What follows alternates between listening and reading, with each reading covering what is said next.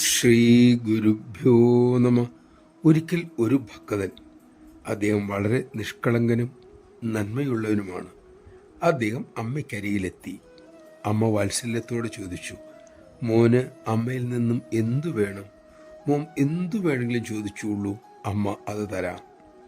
ആ ഭക്തൻ അമ്മയോട് ചോദിച്ചു, അമ്മേ, എനിക്ക് കനേഡിയൻ പൗരത്വം കിട്ടണം. ഏതാണ്ട് ഒരു വർഷത്തിനകം അമ്മയുടെ അനുഗ്രഹത്താൽ അദ്ദേഹത്തിൻ്റെ ആഗ്രഹം നിറവേറി. കുറെ കാലം കഴിഞ്ഞ് അദ്ദേഹം അമ്മയ്ക്കരിയിലെത്തി. അമ്മയോട് ആ ഭക്തൻ തൻ്റെ ആഗ്രഹം അറിയിച്ചു. നല്ലൊരു കനേഡിയക്കാരിയെ വിവാഹം കഴിക്കണമെന്നായിരുന്നു ഇത്തവണത്തെ ആഗ്രഹം. അമ്മയുടെ അനുഗ്രഹ ഹേതുവായി ആഗ്രഹിച്ചതുപോലെ വിവാഹവും നടന്നു. നമഃശിവായ. ഇത്തരം സംഭവങ്ങൾക്ക് പൂർണ്ണ വിരാമമില്ല. ഒരാഗ്രഹം സാധിച്ചാൽ അടുത്ത ആഗ്രഹം ഉടൻ തന്നെ മുളയെടുക്കും. ഭൗതികാഗ്രഹങ്ങൾ പൂർണ്ണ സംതൃപ്തി തരില്ല എന്നറിയും വരെ ആഗ്രഹങ്ങൾ ഒരുവിന് തുടർന്ന് ഇങ്ങനെ വന്നുകൊണ്ടേയിരിക്കും.